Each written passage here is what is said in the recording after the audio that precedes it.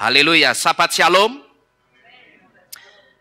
Bapak Ibu Saudara sekalian, tanpa menanyakan kabar saudara, saya percaya kabar Bapak Ibu Saudara sekalian pasti baik dan sehat-sehat semua. Karena saya percaya Bapak Yahweh pasti menjaga saudara dan saya. Haleluya. Malam hari ini Bapak Ibu Saudara sekalian, mungkin firman Tuhan yang akan kita dengar tidak akan lama saudara. Malam ini saya ingin mengajak saudara untuk kita mengingat satu pengajaran yang sudah kita dengarkan bersama-sama beberapa minggu yang lalu, yaitu satu pengajaran tentang rapture tanggal 23 September 2025. Di mana saat itu saudara, saya mengajak saudara untuk kita bersama-sama menganalisa satu kesaksian dari seorang ibu guru yang bernama Ibu Sofi. Waktu itu saudara, dalam kesaksiannya, Ibu Sofi ini mengatakan bahwa Yesua itu akan datang di rentang waktu tanggal 23 atau tanggal 24 September besok. Dan ternyata setelah kita coba analisa, tanggal 23 September itu masih masuk tanggal 1 Tisri.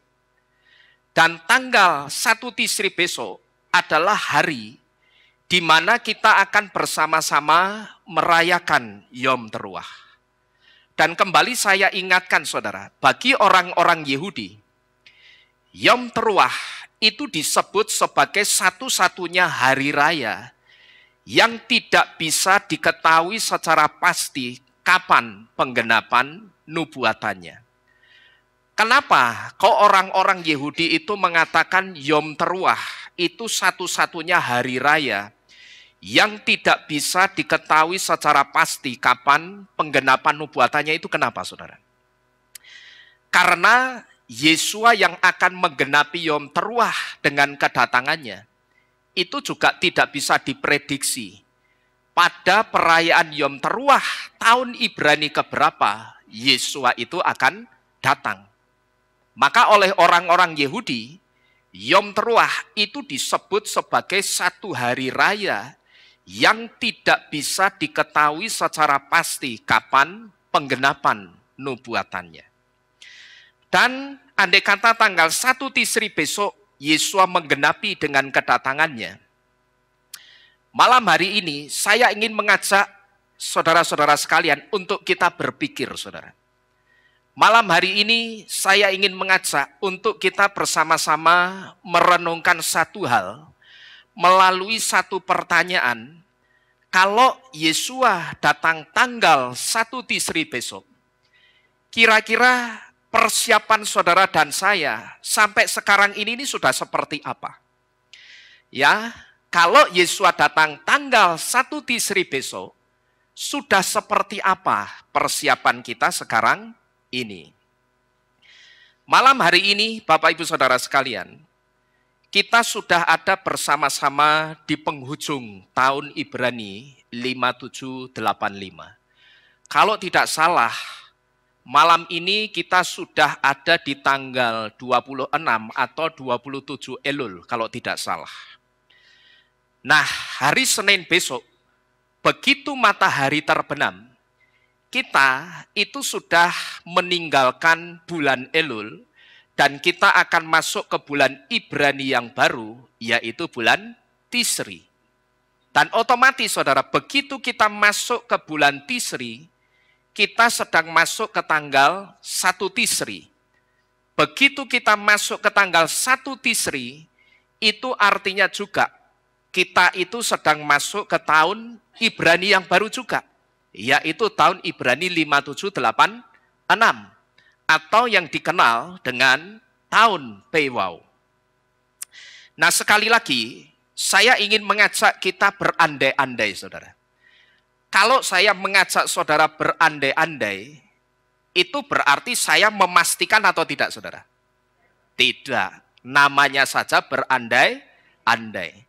Nah sekarang saya ingin mengajak kita berandai-andai. Andai kata tanggal 1 Tisri besok Yesua menggenapi Yom Teruah dengan kedatangannya, kira-kira pertanyaan yang saudara lihat di depan ini sedang ditanyakan kepada kita. Sudah seperti apa sekarang ini persiapan saudara dan saya di dalam kita menyambut kedatangan Yesua? Beberapa hari ini saudara, saya dan istri saya itu sedang mempersiapkan segala sesuatu untuk seremoni perayaan Yom Teruah. Tetapi saya sebut semua yang kami persiapkan untuk seremoni Yom Teruah ini, saya sebut ini hanya persiapan secara fisik. Dan sekalipun kami coba berusaha mempersiapkan sebaik mungkin, tapi tetap saya katakan persiapan fisik itu tidak terlalu penting, saudara. Bukan saya mengatakan tidak penting, tetapi tidak terlalu penting. Sejak hari Senin kemarin, sampai hari Kamis kemarin memang saya batasi waktunya. Senin hanya sampai Kamis saja, kami akan mempersiapkan segala sesuatu untuk seremoni perayaan Yom Teruah. Karena hari Jumat, saya harus masuk dalam persiapan penuh yang tidak bisa diganggu-gugat, karena saya harus mempersiapkan 2 firman Tuhan sekaligus untuk hari ini dan perayaan Yom Teruah hari Senin besok. Sampai-sampai anak saya yang kecil Lev, itu saya minta istri saya supaya diliburkan saja sekolahnya. Karena kalau Lev masuk, saya mesti nungguin saudara di depan sekolah, jadi itu buat saya, wah ini wasting time di sini ini. Maka saya minta istri saya izinkan ke gurunya. Mulai hari Jumat, Lev tidak masuk. Jadi saya batasi. Sejak hari Senin sampai Kamis, kami betul-betul mempersiapkan seremoni perayaan Yom Teruah. Segala sesuatu yang kami butuhkan, kita butuhkan untuk seremoni Yom Teruah, itu kami cari dari hari Senin sampai hari Kamis. Dan ini saya sebut sebagai persiapan secara fisik. Tetapi sekalipun kami coba mempersiapkan sebaik mungkin, saudara, persiapan fisik ini, tetap saya katakan persiapan fisik ini tidak terlalu penting. Tetapi juga penting. Karena ini berkaitan dengan ibadah, ya harus kami persiapkan sebaik mungkin. Tata cara, lalu akan ada apa dalam perayaan Yom Teruah nanti, itu harus kami persiapkan sebaik mungkin. Jadi bukan saya mengatakan tidak penting, tetapi hanya tidak terlalu penting. Karena yang penting sekarang ini, saudara, adalah membawa hidup kita itu dalam satu persiapan yang saya sebut dengan persiapan roh. Membawa hidup dalam persiapan roh itu bisa kita lakukan yang pertama dengan kita lebih banyak berdoa. Yang kedua, persiapan roh yang bisa kita lakukan itu dengan kita lebih banyak menyapa Roh Kudus lewat pujian dan penyembahan. Maka hari Senin besok, saudara, kita akan mulai perayaan Yom Teruah itu lebih awal atau 1 jam lebih awal. Dan kita di situ akan pakai waktu 1 jam sebelum ibadah itu untuk masuk dalam pujian dan penyembahan. Di situ kita akan bersama-sama memuji-muji, dan kita akan bersama-sama juga menyembah Tuhan. Kita akan pakai waktu 1 jam di awal ini untuk kita bersama-sama intim, dan kita juga akan bersama-sama lebih karib lagi dengan Bapa Yahweh atau dengan Roh Kudus. Nah, lalu sebetulnya kenapa membawa hidup dalam persiapan roh? Saya katakan lebih penting itu kenapa? Ya tidak lain, karena Yesua itu akan segera datang. Tidak ada alasan lain, saudara. Kenapa membawa hidup kita dalam persiapan roh itu jauh lebih penting itu karena Yesua Tuhan kita, Sang mempelai laki-laki kita, itu akan segera datang menjemput saudara dan saya. Terkecuali kalau untuk saudara, kedatangan Yesua itu tidak penting, lalu saudara seenaknya, yaitu lain perkara. Nah, cuman masalahnya, kedatangan Yesua, waktunya itu tidak bisa kita prediksi. Tidak bisa kita duga-duga, gitu loh.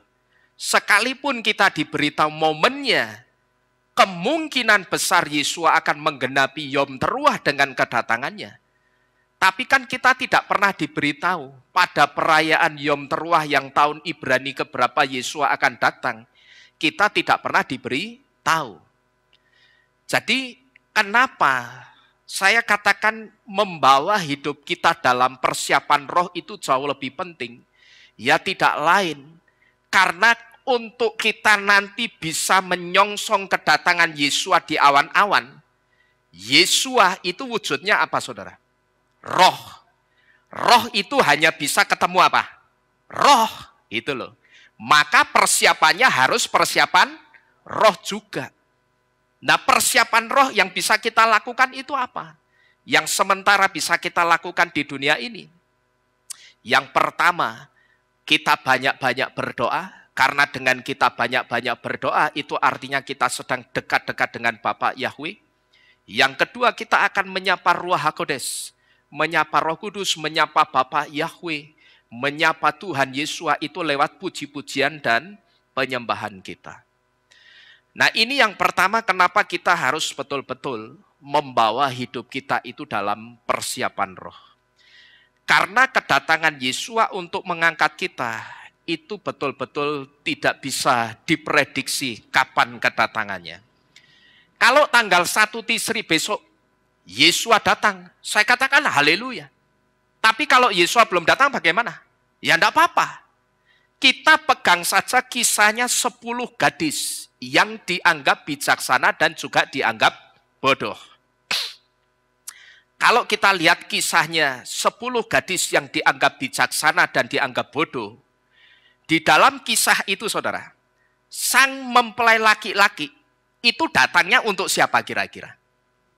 Untuk 5 gadis yang bijaksana atau 5 gadis yang bodoh? Sang mempelai laki-laki datangnya itu sebetulnya untuk ke 10 gadis itu, cuman yang diizinkan masuk ke pesta itu cuman 5 gadis yang pelitanya masih menyala. Yang kemudian 5 gadis yang pelitanya masih menyala itu disebut dengan 5 gadis yang bijaksana. Jadi kita mesti ngerti, jangan asal kita mengatakan Yesua datang itu untuk 5 gadis yang bijaksana. Tapi kita tidak pernah ngerti bijaksananya itu karena apa. Bijaksananya itu karena sekalipun mereka tahu sang mempelai laki-laki itu tidak kunjung datang, tetapi mereka selalu punya apa? Punya apa? Lebih spesifik lagi, punya cadangan minyak, gitu loh. Nek minyak semuanya punya. Tapi pada kenyataannya yang 5 minyaknya habis atau masih? Habis. Tapi yang 5 lagi, mereka punya cadangan minyak. Dan begitu cadangan minyaknya habis, mereka beli lagi. Terus nanti begitu cadangan minyak itu sudah mulai menipis lagi, mereka pergi ke warung lagi, beli lagi saudara. Nah itu yang mereka lakukan, maka mereka disebut sebagai 5 gadis yang bijaksana. Kenapa bijaksananya? Karena ketika sang mempelai laki-laki itu datang, pelitanya itu masih tetap menyala.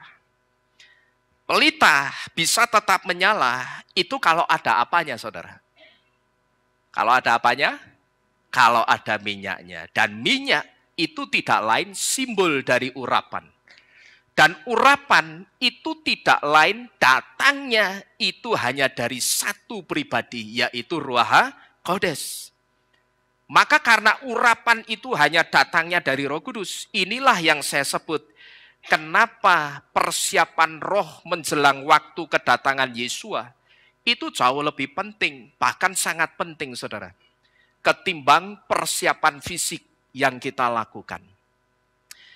Dan perlu saudara ketahui, sekarang ini saudara, Bapa Yahweh, kalau Yesua sekarang ini belum datang, sebetulnya Bapa Yahweh itu masih memberi waktu kita untuk membeli minyak cadangan supaya pelita atau iman kita itu tidak mati atau tidak padam sampai hari di mana mempelai laki-laki kita Yesua itu datang.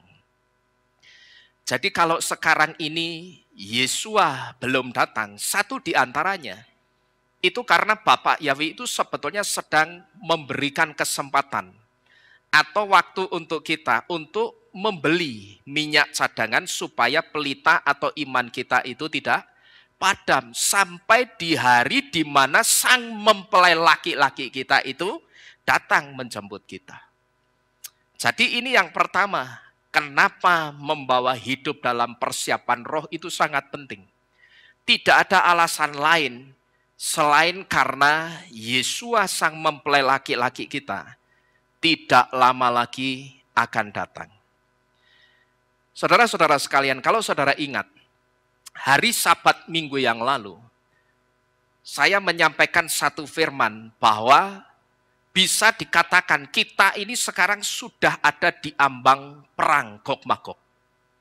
Perang Gog-Magog itu satu perang yang nantinya banyak negara-negara yang akan menyerang Israel. Dan saya pada hari Sabat kemarin juga sudah memberitahu saudara bahwa negara-negara yang sekarang ini atau akhir-akhir ini muncul menyerang Israel, 8 atau 9 tahun yang lalu saya sudah pernah menyampaikan negara-negara itu lewat penglihatannya seorang pemuda Yehudi yang bernama Nathan. Nathan itu bisa dipastikan kesaksiannya itu sah, benar dan tidak dibuat-buat. Karena Nathan ini saudara, sekalipun dia seorang pemuda Yehudi, tetapi Nathan ini dia tidak pernah sekolah Torah di Yeshiva. Dia tidak pernah. Jadi kalau Nathan itu tidak pernah sekolah di Yeshiva, maka bisa dipastikan Nathan ini juga tidak ngerti isinya Torah, nubuatannya Torah, atau Torah menubuatkan apa, Nathan itu tidak ngerti. Tapi ternyata ketika dia sampaikan kesaksiannya di depan banyak orang-orang Yahudi, di situ apa yang disaksikan Nathan, negara-negara yang akan muncul menyerang Israel. Hari-hari terakhir ini kita lihat penggenapannya. Di situ disebutkan ada Iran, ada Korea, dan juga ada Rusia. Sekarang saya mau tanya, Iran, Rusia, dan Korea sekarang ini sedang pro-Israel atau tidak, saudara? Tidak. Ya. Jadi apa yang dinubuatkan Nathan, bukan dinubuatkan ya, tetapi apa yang diberikan Bapak Yahweh kepada Nathan melalui penglihatannya ini digenapi satu persatu. Nah, tetapi setelah apa yang dikatakan Nathan itu coba dicek oleh seorang Rabi Yehudi yang bernama Matit Yahuglerson, yang adalah seorang ahli Torah internasional. Ketika apa yang dinubuatkan Nathan ini dicek dalam software Torah Code, di situ ditemukan di dalam kitab bilangan, kalau tidak salah bilangan 30 dan 31, ada nubuatan negara-negara yang akan menyerang Israel. Jadi melalui Torah pun apa yang dilihat oleh Nathan itu diteguhkan, saudara. Dari sini Bapak Ibu Saudara sekalian, kita mesti hati-hati. Karena kalau perang Gog-Magog itu sampai terjadi mungkin di dalam waktu dekat ini, itu artinya juga kedatangan Tuhan Yesus untuk menjemput kita itu juga sudah sangat dekat sekali. Jadi ini yang pertama kenapa membawa hidup kita dalam persiapan roh itu sangat penting. Karena Yesus itu akan segera datang menjemput saudara dan saya. Kemudian yang kedua, membawa hidup kita dalam persiapan roh sangat penting.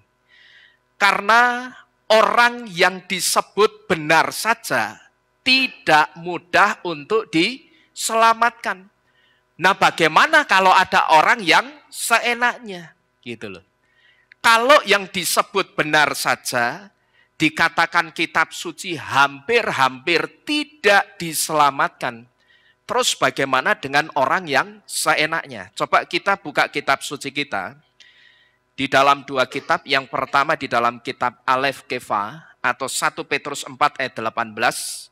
Saudara persiapkan juga kitab Misle atau kitab Amsal 18 ayat yang ke-10, kita akan lihat kaitannya. Yang pertama, Alef Kepa atau 1 Petrus 4 ayat 18, di situ dikatakan, dan jika orang benar dengan susah payah diselamatkan, di manakah orang fasik dan orang berdosa akan nampak? Sekali lagi saya ulangi, dan jika siapa itu? Orang benar, bahasa Ibraninya orang benar apa? Sadik. Dan jika orang benar dengan susah payah diselamatkan, di manakah orang fasik dan orang berdosa itu akan nampak? Lalu satu lagi di dalam kitab Misle atau kitab Amsal 18 ayat 10, di situ dikatakan, kita baca sama-sama, Amsal 18 ayat 10, Alef, Bet, Gimel, nama Yahweh adalah menara kekuatan. Orang benar berlari ke dalamnya dan dia akan ditinggikan atau diselamatkan.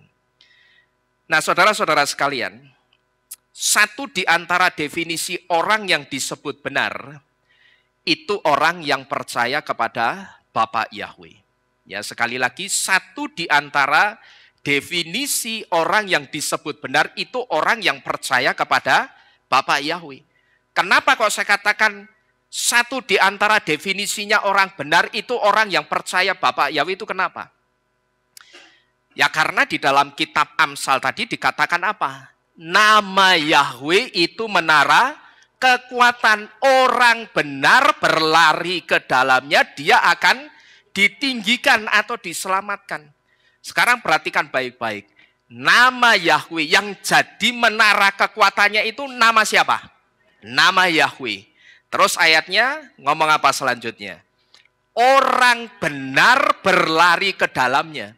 Itu artinya orang yang benar itu akan berlari ke menara keselamatan itu yang adalah nama Yahweh, maka dia akan diselamatkan atau ditinggikan. Kata berlari ke dalamnya ini artinya orang itu percaya kepada Bapa Yahweh. Karena hanya yang berlari ke menara keselamatan itu, dan ternyata yang disebut menara keselamatan itu nama siapa? Yesus atau Yahweh? Nama Yahweh. Dia akan ditinggikan atau diselamatkan. Ya, jadi kata berlari ke dalamnya ini artinya orang itu percaya kepada Bapa Yahweh. Nah, berarti satu di antara yang disebut orang benar itu orang yang percaya kepada Bapa Yahweh. Saudara dan saya, kita sudah percaya Bapa Yahweh belum? Sudah. Tapi saudara jangan senang dulu. Karena apa? Karena kalau kita melihat ke kitab 1 Petrus tadi, di situ kita bisa melihat ternyata orang yang disebut benar sudah percaya Bapa Yahweh belum tentu diselamatkan. Dikatakan apa itu? Yang benar saja hampir-hampir tidak diselamatkan. Tidak mudah untuk diselamatkan, itu tidak mudah, saudara. Jadi sekalipun meterai saudara sudah benar, sudah nama Yahweh, saudara itu tidak bisa enak-enakan. Saudara tidak bisa lantas saudara itu ongklang-ongklang, terus saudara mengatakan apa? Meteraiku sudah benar, aku pasti diselamatkan. Belum tentu. Ya.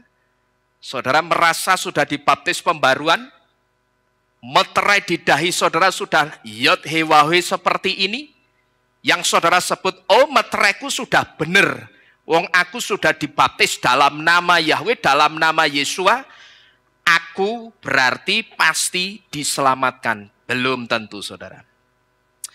Kenapa kok saya katakan sekalipun meterai di dahi saudara itu sudah benar, sudah nama Yahweh, sesuai kitab Giliahna atau Wahyu 14 ayat yang pertama. Tapi di situ belum menjamin keselamatan saudara. Karena meterai nama Yahweh yang ada di dahi kita sekarang ini, itu hanya tanda kalau kita itu sudah login, saudara. Kalau kita itu sudah masuk, kalau kita itu sudah percaya kepada Bapa Yahweh. Tapi pertanyaannya sekarang, apakah cukup dengan percaya kita bisa diselamatkan? Tidak. Kalau cuman percaya modalnya setiap orang bisa diselamatkan. Sekarang coba saudara lihat. Di luaran sana berapa banyak orang-orang yang saya sebut pengagung nama Yahweh. Yang cuman mengagungkan nama Yahweh tetapi tidak pernah jadi pelaku Torah. Apakah orang-orang yang seperti itu nantinya juga diselamatkan? Saya yakin tidak. Ya, kitab Matai itu sudah jelas memberitahu. Bukan orang yang teriak-teriak Tuhan, Tuhan. Nek Tuhan, Tuhannya di situ huruf besar semua. Lalu dicomotkan dari Tuhannya yang huruf besar di dalam kamus yang ternyata Tuhan, huruf besar semua itu Yahweh. Berarti ayatnya jadi bagaimana itu? Bukan orang yang berseru atau teriak-teriak Yahweh, Yahweh tok yang akan diselamatkan. Tapi yang melakukan apa? Kehendak Bapakku. Dan kita sudah belajar. Kehendak menurut pola Ibrani tidak lain adalah Torah. Kenapa kok kehendak itu Torah? Kita juga sudah diajar. Torah itu dimulai dengan kata Beresit. Huruf awal Beresit itu Bet. Dan Torah yang terakhir atau kitab Devarim atau kitab Ulangan itu diakhiri dengan kata Yisrael. Yisrael itu huruf terakhirnya L, bahasa Ibraninya Lamed. Lamed dan Bet digabung jadi Lev. Lev itu artinya jantung.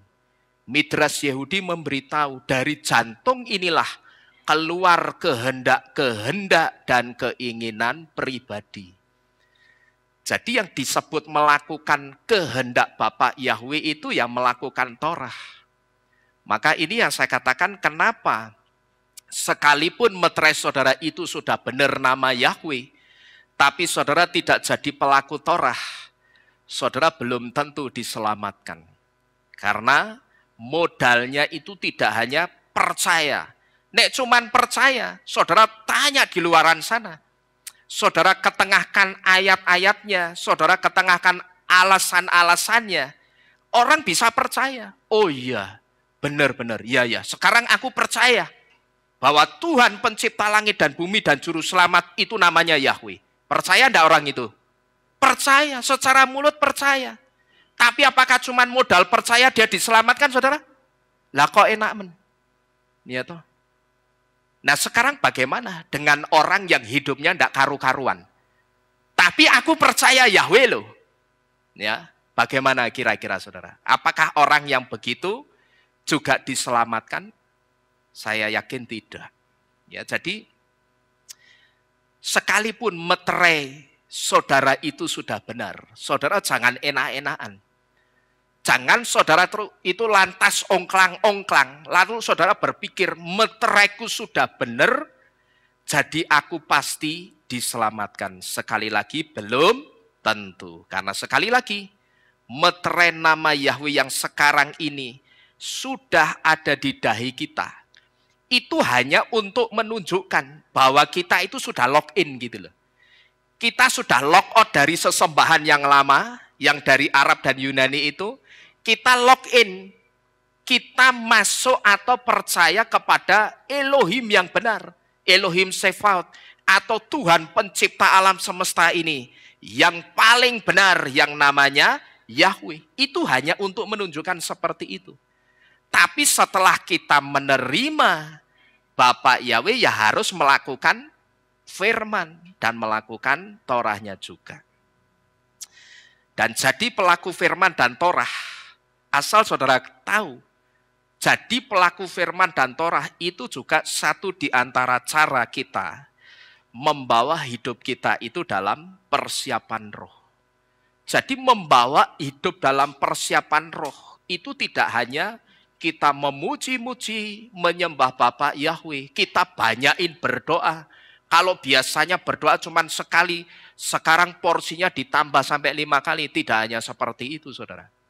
Tetapi dengan kita melakukan firman dan Torah, itu juga satu di antara cara kita membawa hidup kita dalam persiapan roh. Kemudian yang ketiga, membawa hidup dalam persiapan roh sangat penting. Itu karena apa? Itu karena supaya minyaknya itu tidak rusak. Coba kita buka kitab suci kita bersama-sama di dalam kitab Gileadna atau kitab Wahyu pasal ke-6 ayat yang ke-6 juga. Di situ dikatakan, dan aku Yohanan mendengar suara di tengah-tengah keempat makhluk hidup itu yang berkata, setakar gandum sedinar dan 3 takar jelai sedinar. Tetapi jangan engkau merusak apa itu? Minyak zaitun dan air anggur itu.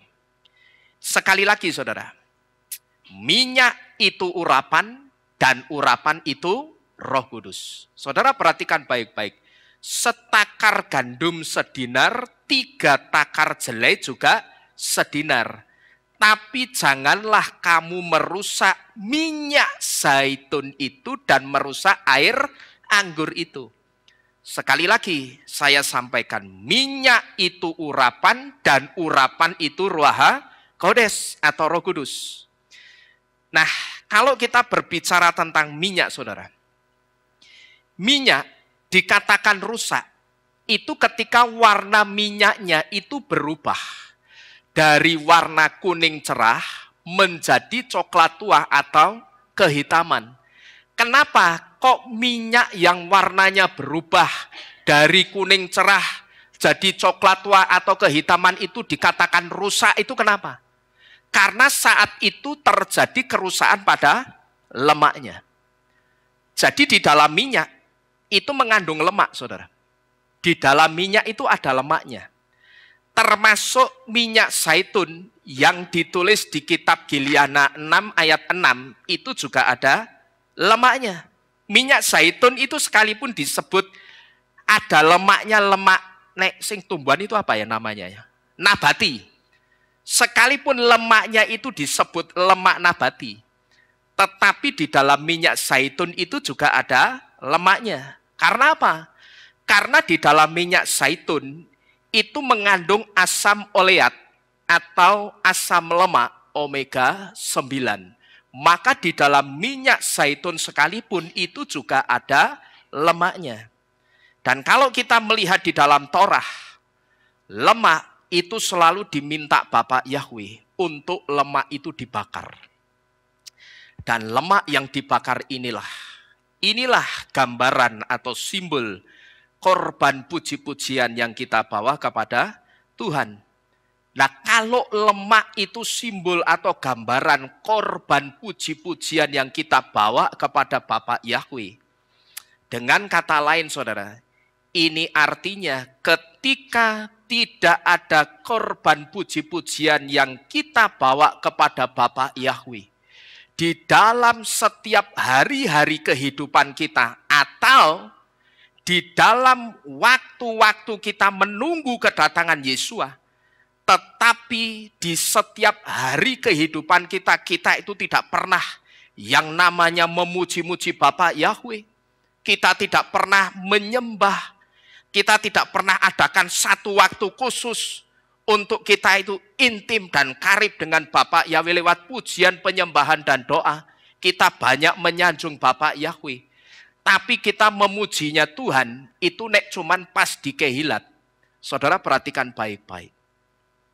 Kalau di dalam hari-hari kehidupan kita setiap harinya ini, dan di waktu-waktu kita menunggu kedatangan Yesua, di situ tidak pernah ada korban puji-pujian yang kita bawa kepada Bapak Yahweh.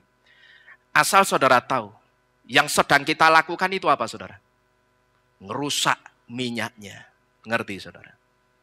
Ya kalau kita setiap hari di dalam kehidupan kita, yang kita pikirkan itu mau pekerjaan terus, sampai kita lupa Bapak Yahweh, kita lupa menyembah, kita lupa memuji, kita lupa berterima kasih. Saudara mesti tahu, yang sedang saudara lakukan, saudara itu sedang merusak minyaknya. Dan kalau minyak itu sampai rusak, dan saudara ketahuan saudara sebagai yang merusak minyaknya, bahaya loh. yang disebut dengan setakar gandum sedinar, 3 takar jelai sedinar. Itu ketika masa anti Hamasyah itu memerintah, segala sesuatunya itu akan dibuat serba mahal harganya, serba tinggi harganya, sehingga orang itu akan sangat kesulitan untuk menjangkau atau membelinya. Tetapi siapa yang mau menerima meterainya anti Hamasyah, dia bisa atau tidak belinya? Bisa, karena dia mau menerima. Cuman kalau kita bisa beli tapi kita ada di zaman itu, kira-kira saudara mau atau tidak? Ya kalau saya tidak mau. Maka ini artinya kalau sampai orang itu ngerusak minyaknya, ngerusak hubungan dengan Roh Kudus, dia tidak pernah menyapa Roh Kudus sama sekali di dalam kehidupannya. Hari-harinya hanya dipenuhi dengan kesibukan bekerja, nyanyi ya tidak pernah, jangankan nyanyi Pak, rengeng-rengeng aku tidak tahu. Ya toh, rengeng-rengeng gitu loh. Pada saat sedang nyopir, sedang naik motor, sedang bekerja, kita itu bisa loh saudara. Bawa hidup kita dalam roh doa itu bisa. Kita sambil menyembah, kita sambil memuji Tuhan, kita memuji Bapak Yahweh bermazmur, bisa tidak sih kira-kira? Bisa. Bahkan saya pernah ngajari saudara, saudara yang seorang pengusaha. Katakanlah saudara seorang pengusaha, misalkan saudara jualan punya toko. Saudara ngerti caranya saudara bisa nyeneng ke Bapak Yahweh dengan satu hal yang sepele sederhana itu bagaimana? Pas saudara lagi rame-ramenya terima pembayaran, ya toh, orang rame masuk toko saudara, saudara terima pembayaran, saudara stop, tunggu ya, 5 menit saja. Saya tak ke belakang dulu. Lalu saudara ke belakang, saudara masuk kamar, kunci kamar, di situ saudara berdoa. Saudara ngomong, Bapak Yahweh, lihatlah toko saya yang rame di depan itu karena Engkau yang melakukannya. Terima kasih Bapak Yahweh, terpuji-pujilah Engkau karena kehebatan dan kedahsyatanmu yang kirim banyak-banyak pelanggan lagi untuk toko saya. Saudara bisa lakukan itu? Wah, coba buktikan saudara. Toko saudara akan semakin ramai. Karena apa? Karena Bapak Yahweh itu suka dengan orang yang tahu berterima kasih. Bukan kalau nek sudah wis sepi, tak ndonga saya Pak. Bukan begitu. Ya itu memang tidak apa-apa. Tetapi saya sebut itu tidak hebat. Itu biasa. Itu mainstream. Tapi yang anti mainstream pas rame dusul-dusulan begitu, orang bayar, lah yo nek pas rame, yo kok dadi repot. Ya biar. Wong sampai bisa rame itu sing ngutus orang datang ke toko saudara itu siapa?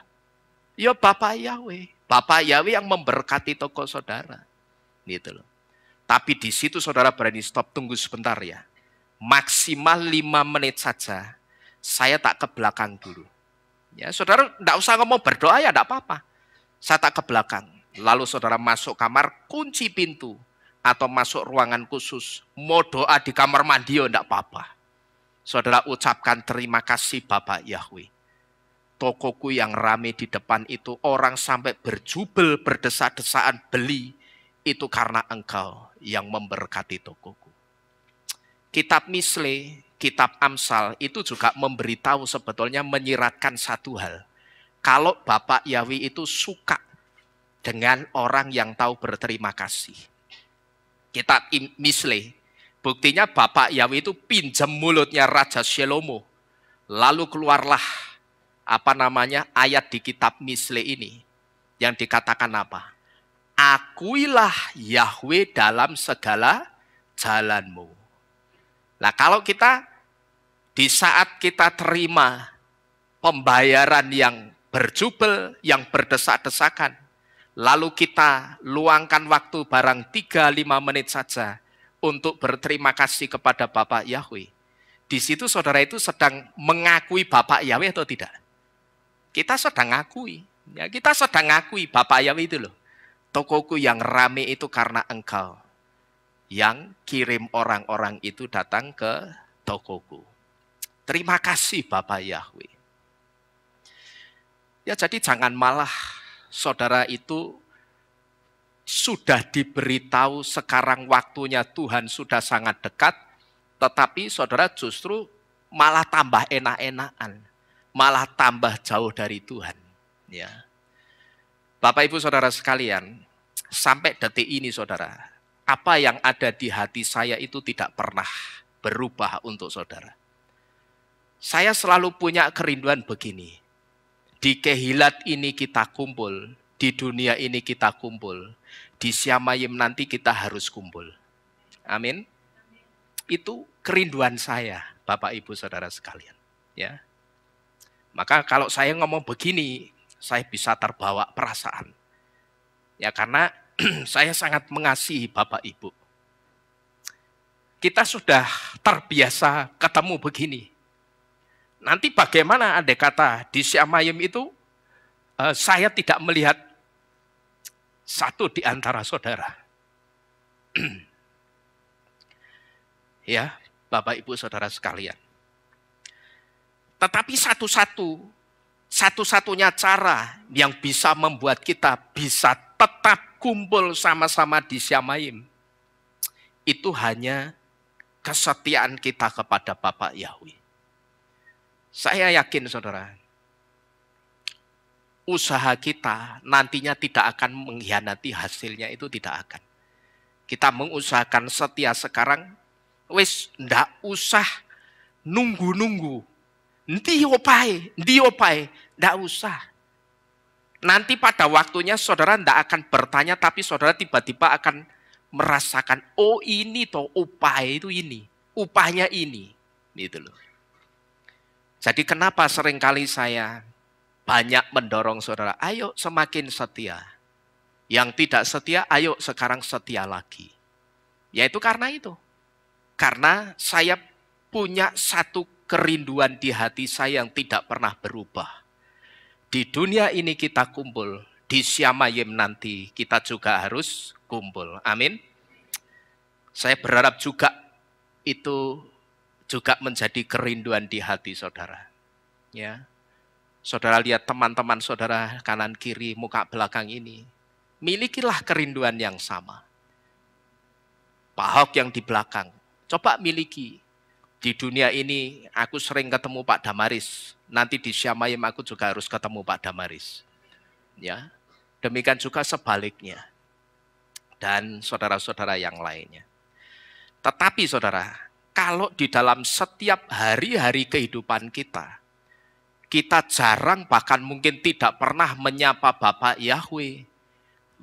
Tidak pernah berdoa, kalau berdoa pun cuma rutinitas. Mau tidur, mau makan. Mau makan pun kadung ngeleh. Terima kasih Bapak Yahweh, amin. Ya toh? Loh, ada enggak yang seperti itu? Ada lah saudara ya. Orang yang saya batin ini doa makan kok cepet ya koyo ngene iki sing diomong ke opo gitu loh. Ya sekalipun doa itu tidak ada ukurannya, panjang pendeknya itu tidak ada aturannya di kitab suci. Cuman orang itu kan bisa menebak ya. Doa mangale cepet pol, iki berarti selak ngeleh iki. Gitu loh. Dia tidak menghargai, saya yakin dalam doanya itu untuk dia berterima kasih, mengucap syukur sama Bapak Yahweh itu mesti tidak ada muatan itunya. Gitu loh. Ya mungkin terima kasih Bapak Yahweh buat berkatmu, amin wis. Ya toh. Tapi tidak pernah. Kenapa? Coba saudara renungkan. Ya ini sering terjadi. Ada orang mau makan dia sudah berdoa. Tapi anehnya setelah makan mencret-mencret. Loh padahal berdoa loh. Kenapa saudara? Ya karena dia lupa. Tidak minta makanan dan minuman itu dikuduskan dulu. Saya dimanapun saudara. Mau itu makan di mall, di warung Tegal. Saya selalu minta Bapak Yahweh itu menguduskan dan mentahirkan.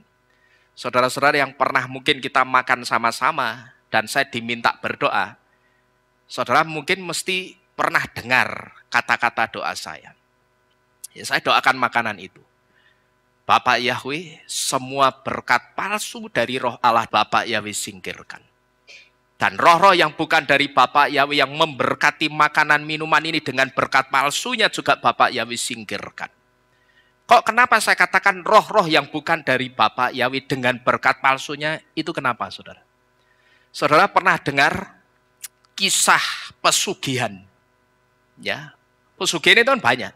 Ada pesugihan sing apa? Warungnya didoni siapa? Diludahin siapa? Jin. Loh itu kejadian benar. Ya, ada pesugihan yang model begitu, warungnya bisa laris karena diludahi jin. Lah bayangkan nek saudara tidak ngerti, saudara mangan pada mani duni jin. Ngerti? Ya. Kenapa saya selalu berdoa semua berkat palsu dari roh-roh yang bukan dari Bapak Yahweh, Bapak Yahweh singkirkanlah. Juga kuman, virus, bakteri, racun, sakit, penyakit, Bapak Yahweh singkirkan. Berkatilah hanya dengan berkat dan kuasa Bapak Yahweh Elohim saja, supaya ketika makanan minuman ini masuk ke dalam tubuh saya, ini doa saya begini saudara, yang akan masuk dan berperan utama di dalam tubuh saya adalah kuasa Yahweh Elohim, yang akan memberi kesehatan, kekuatan, dan imunitas di dalam dan di luar tubuh saya. Itu doa saya begitu. Ya. Wah ekstrim ya Pak yo. Loh iya. Lah ya untuk keselamatan diri kita sendiri ya mesti ekstrim toh. Dan asal saudara tahu, mereka siapapun yang menjual makanannya itu juga mendoakan makanan yang mereka jual dengan iman mereka. Lah nek imannya bukan percaya sama Bapak Yahweh. Ayo diomanamin bagaimana? Nah sekarang masalahnya nek kita itu bisa makan betul-betul di misalkan kita bisa nahan lapar ya, pulang, wis makan masakan istri atau masakan suami, masakan keluarga, ya aman.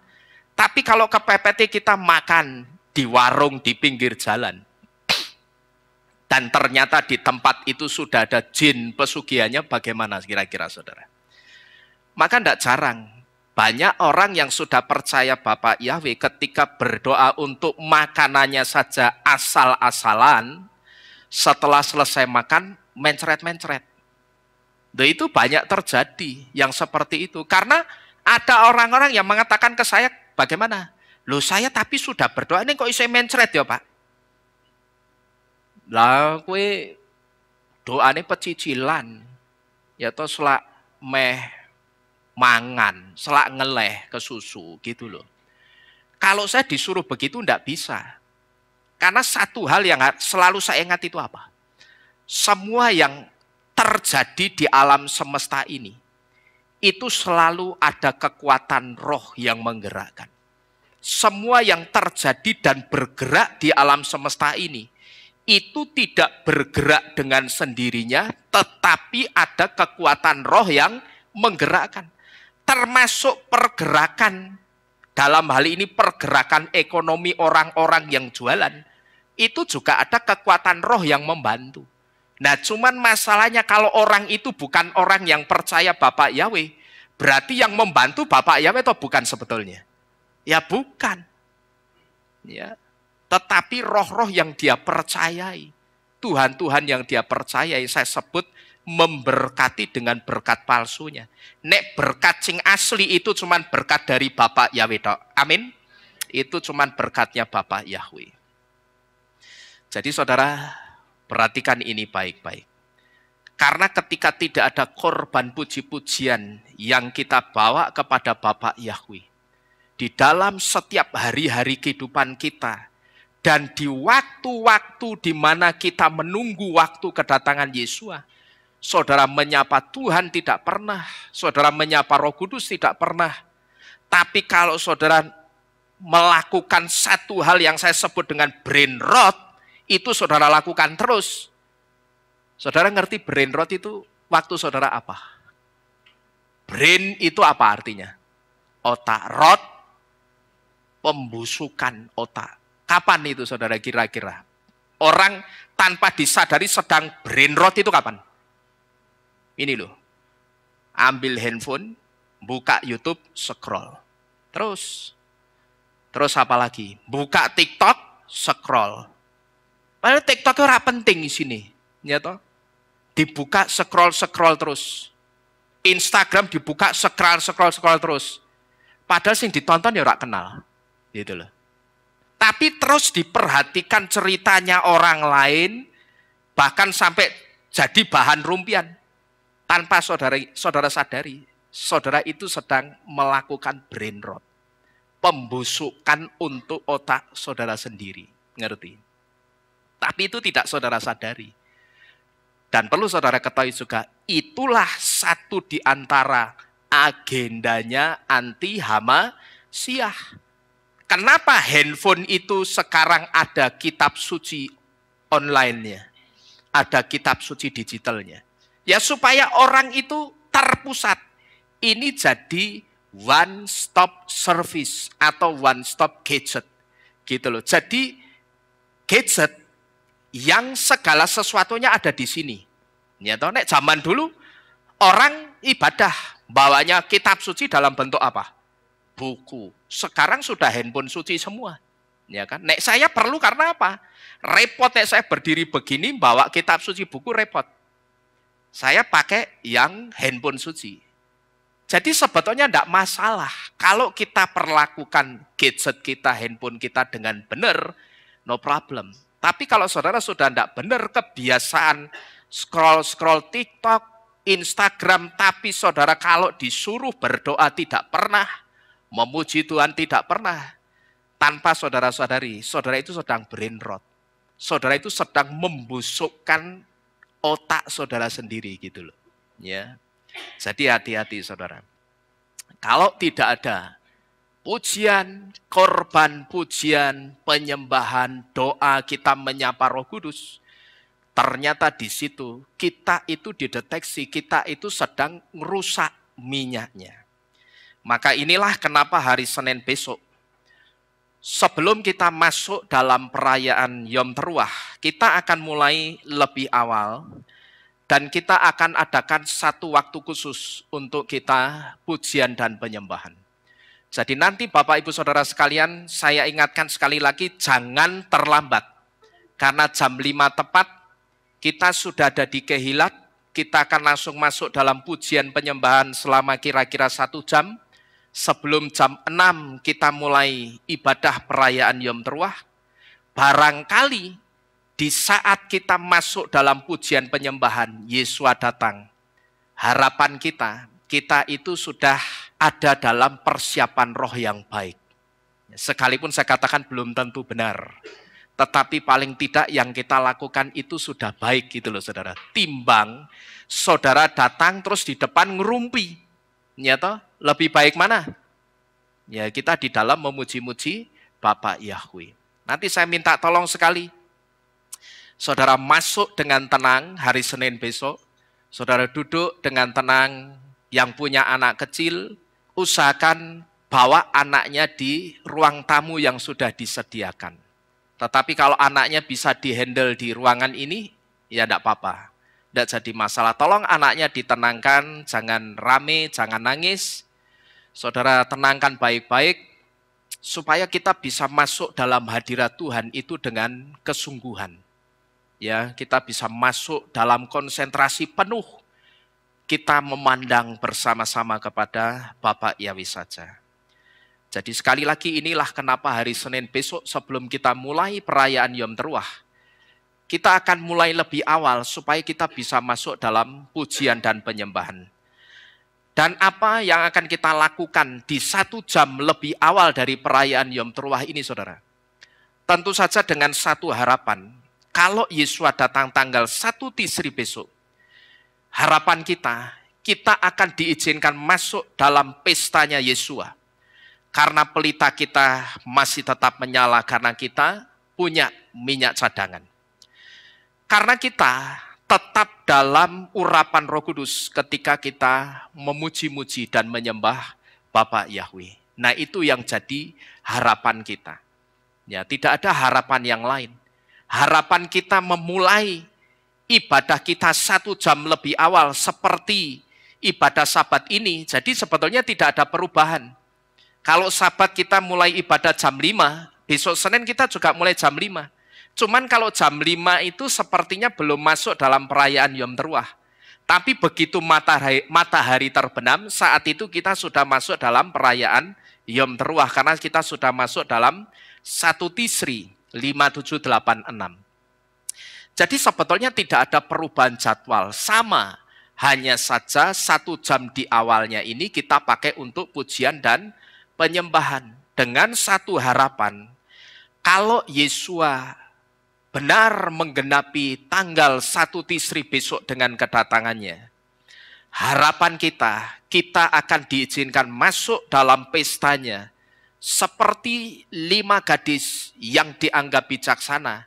Karena ketika sang mempelai laki-laki itu datang, pelitanya masih tetap menyala. Karena mereka punya apa?